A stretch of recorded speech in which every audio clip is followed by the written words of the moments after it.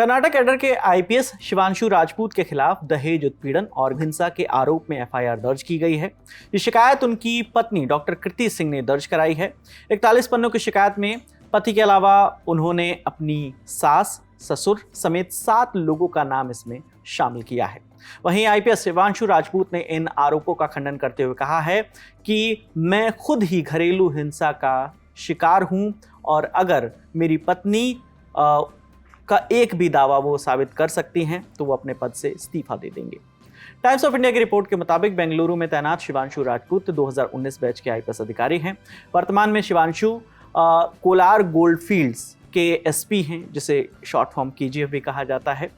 उनकी पत्नी कृति सिंह नोएडा में एक डॉक्टर हैं। 16 अक्टूबर को डॉक्टर कृति ने नोएडा के सेक्टर 126 पुलिस स्टेशन में एक एफआईआर दर्ज कराई। एफआईआर में डॉक्टर कृति ने आरोप लगाया कि 9 दिसंबर 2021 को शादी के बाद से उन्हें लगातार उनका उत्पीड़न किया जा रहा है और हिंसा का उन्हें सामना करना पड़ रहा है। अपनी शिकायत में उन्होंने अपने पति के अलावा अपने ससुर रामकाश राजपूत, सास आशा राजपूत, देवर हिमांशु राजपूत और देवर की पत्नी रीना सिंह, साथ ही साथ 2 पारिवारिक सहयोगी तुषार श्रीवास्तव और विभोर श्रीवास्तव का जिक्र किया है। डॉक्टर कृति सिंह अपने 2 साल के बेटे के साथ नोएडा में रह रही हैं। अपनी शिकायत में उन्होंने आरोप लगाया कि उनके परिवार ने उनकी शादी पर करीब 1,40,00,000 रुपए खर्च किए, जिसमें गिफ्ट, गहने और दूल्हे के परिवार की तरफ से कथित तौर पर मांगे गए 20 लाख रुपए नकद भी, दहेज भी शामिल है। एफआईआर में यह कहा गया कि उन्हें उनके रंग रूप को लेकर भी ताने मारे गए और पैसे के लिए दबाव डाला गया। डॉक्टर कृति सिंह ने अपनी एफआईआर में यह भी आरोप लगाया है कि शिवांशु राजपूत ने शादी के बाद भी अवैध संबंध बनाए रखे। शिकायत में उनकी सास पर गहने जब्त करने और देवर और ससुर पर गाली गलौज करने का भी आरोप लगाया गया है। वहीं दी ललन टॉप से बातचीत करते हुए आईपीएस शिवांशु राजपूत ने बताया कि उनके ऊपर लगाए गए आरोप गलत हैं। उन्होंने दावा किया कि वो खुद डॉक्टर कृति सिंह और उनके परिवार के उत्पीड़न का शिकार हैं। उन्होंने अगस्त 2024 की एक घटना का जिक्र किया जब वो अहमदाबाद में अपने ससुर के रिटायरमेंट प्रोग्राम में गए हुए थे। उन्होंने दावा किया कि मेरे ससुर भी सरकारी सेवा में थे, मुझ पर मेरे ससुर की कमाई के बराबर कमाई करने का दबाव डाला गया था। कृति ने कहा था कि सरकारी नौकरी में पैसा कैसे कमाया जाता है ये उन्हें उनके पिता से सीखना चाहिए। मैंने अपनी सैलरी बढ़ाने के लिए गलत काम करने से इनकार कर दिया, जिससे मेरे और कृति के बीच में नाराजगी बढ़ गई।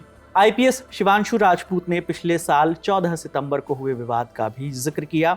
यह विवाद उनके बेटे के जन्मदिन से ठीक 1 दिन पहले हुआ था।